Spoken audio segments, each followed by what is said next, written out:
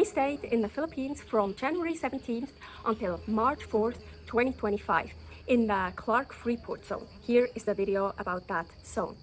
The weather was perfect. Not too humid at all, actually. That was really cool. I don't really like humidity. And the temperatures were like always in the high 20s Celsius, like in the low 80s Fahrenheit. So like perfect, not too cold, not too hot, really great weather. In February, it rained sometimes, but only for a very short duration.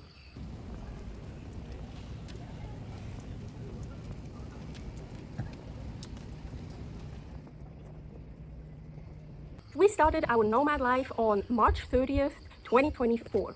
And in the Philippines, like almost a year later, it was the first time I realized my hair grew a little bit. Just a tiny bit, like 3 centimeters or so. Yeah, my hair is much longer than this. I put it up, it's like down to my butt. And but for years, it didn't grow anymore. And for over 10 years, I haven't really done anything to it. Well, yeah, I tried to take really good care, but I didn't color it, I didn't bleach it. I tried not to damage it by doing like crazy hairstyles and like teasing it or stuff. Yeah, anyways, I tried to take very good care of it. But then on May 8th, 2024, I started bleaching my hair again. Only the roots, I don't know, only half the roots. I don't know if you can see it. So I get my stripes back. So every 5 months, actually not me, Paul has to bleach half of my roots. I think right now you can't really see it. And I know bleaching is really bad for the hair, but I started doing that again, and still I realized my hair grew a little bit. Well, Reno, Nevada in the USA, where I lived for over 10 years before we started the nomad life, is super... Yeah, sometimes the birds are loud. Well, Reno, Nevada is super dry, so not humid at all. I love that, but it's probably not the best for the hair.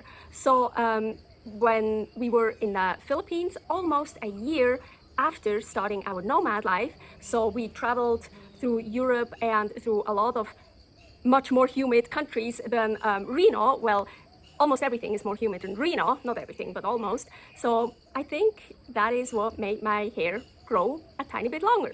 Super cool. Anyways, in the Philippines, there were flies.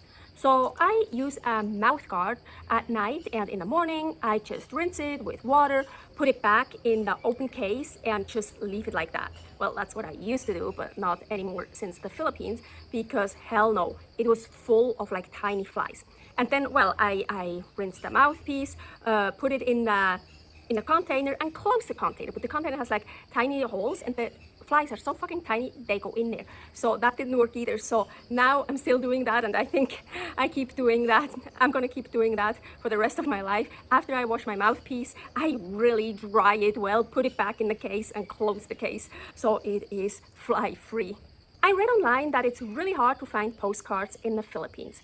That's an ongoing problem I have, because I keep sending birthday cards. For years I've been sending birthday cards, and now during my nomad life I send birthday cards, postcards. So I send postcards as birthday cards. So everywhere I really want postcards. So I asked a guard that was standing in front of a hotel where I can get postcards, and he came back and brought me tourist brochures. He didn't understand me. Right outside Clark Freeport zone, there is a big mall, and it's very Americanized actually. Also with a big grocery store, hypermarket. That's where we went shopping most of the times. More about that here in the video Carnivore in the Philippines. But anyways, Paul had the idea to look at the store in the mall. It was like kind of a gift decorative accessories shop. Yeah, so Paul had the idea to go look there, and yes, they had postcards. I was so overjoyed. We paid 12 Filipino pesos per card, and that is 21 cents. So super cool, cheap. They only had 3 cards that weren't Christmas themed. But another time we went back to that store, and then they had 3 more cards, other sujets that weren't Christmas themed. So I got some really nice postcards. But the next problem, from where to send the cards. So the post office in Clark was permanently closed. And Randy, our host, told us that the Philippines, they don't have a postal system. So sometimes he waits like 6 months for something from the United States. So we decided we'll just take the cards with us and we will send them from Thailand, where I am right now. And yes, we sent them as soon as we got here. We sent them actually from the airport. Paul found tampons. I read that it is actually really hard to find tampons in Southeast Asia, South Korea, and Japan. So I bought a whole bunch in Switzerland, where we were before we came to Southeast Asia. Not quite. We made a little stop in Istanbul for my checkup MRI. So anyways, I bought like 90 pieces of tampons in Switzerland, and I still had some in my luggage. So I brought a shit ton of tampons because I really don't want to use pads. No. So, but Paul, as mentioned, found tampons. I think they were a little bit more expensive than what I paid for them in Switzerland, but hey, he found them, so they do exist. Filipinos love to party and dance and celebrate. They celebrate Christmas the longest, from September until January 6th, Three Kings Day. I don't think you know that in the US, but in Switzerland we have that. Three Kings Day, January 6th. Valentine's Day is also huge in the Philippines. Lots of people get married then. Yeah, we wanted to get to the gym on Valentine's Day, and that wasn't a good idea. We had to wait a long time to get a Grab car to pick us up. I think we had to wait about 30 minutes because usually there was like no wait for that. So 30 minutes to like 1 minute to 2 minutes wait is a long time. Everywhere were like young couples with like flowers, and they were taking pictures of each other's. Luckily, when we wanted to come back from the gym, there was no problem getting a Grab car, so we could come back very easily. But there were lots of cars on the streets, we could really tell. And then Paul, actually, I went back to the apartment, and Paul wanted to go eat something, and that was also a bad idea. He said it took so long until they took his order, and then he even got the wrong order, and it didn't taste good. It was so packed full. So Valentine's Day is really also a huge thing in the Philippines, and either I think you really participate in it or just stay at home. A little bit more about how Filipinos celebrate at the end of my video, Crazy Times in the Philippines. The blue taxis are much cheaper than Grab cars. Oh, and the blue taxis do Grab as well.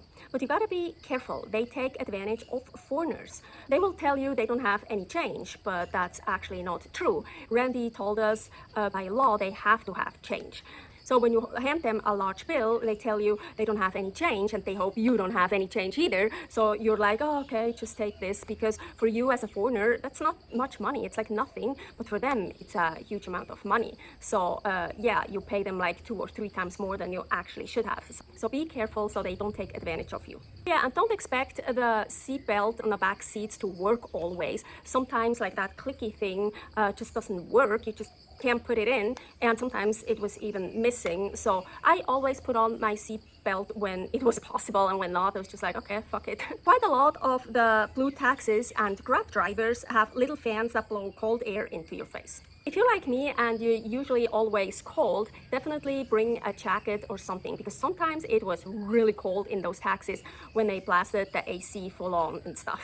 So I just saw that I didn't turn on the light, but I don't know if it matters or not. So now it's on.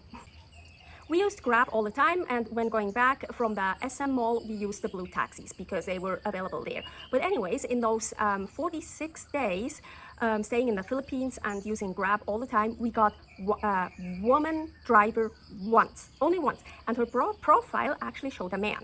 So we think she either just was driving for her, I don't know, husband, friend, brother, or whatever. She said in the entire area of Pampanga, there are only 5 female drivers. Pampanga is a province where Clark is in. So yeah, it's really a man job in the Philippines, driving the Grab cars. Oh, and by the way, Grab is like Uber. They also have buses, but they're little, and you can't really take luggage on them. They converted flatbed trucks into minibuses. We got hydrogen peroxide. We both brush our teeth with hydrogen peroxide, so once in a while we have to buy hydrogen peroxide. We don't remember how much we paid for it, but it was cheap. But interestingly, the hydrogen peroxide doesn't taste the same in each country. I remember the one in Montenegro was the worst so far. It tasted like it had alcohol in it. There wasn't, but it tasted like it. Here is a video about Montenegro. And unfortunately, also the one from the Philippines wasn't tasty at all, but not as gross as the one from Montenegro. I think the one from Hungary was actually pretty good. I don't remember, I should have made a list of which countries have good hydrogen peroxide and which ones not. MCT oil you find at Watson's Pharmacy for 251 pesos, what is $4.31 for 150 milliliters. To get glucosamine, you need a prescription, but if you just tell them how many milligrams you take per day, they give it to you without a prescription. It was really weird, but that's what they told us at the pharmacy. And it's fucking expensive. For 90 capsules, each containing 500 milligrams of glucosamine, I think we paid about 5,000 Filipino pesos. So around $80. That's fucking crazy. But we bought that right at the beginning. And if I would have known how much it was, I would have said, hell no, we wait. But yeah, we bought it. We found a supplement store at the mall. They carried some really good supplements there. No other ingredients except for the capsule. We paid 5,000 pesos, $86.12 for those 4 supplements. So it's also normal to get a foreigner price, or how we call it, a white man's price. So for example, for a 5-gallon water container delivered, Filipinos pay 70 pesos.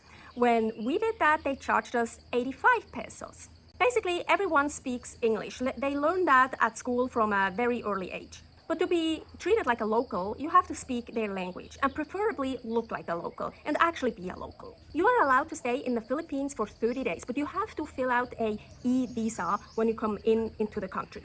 So we stayed in the Philippines for 47 days, I think. So we had to go to the Bureau of Immigrations to extend our visa.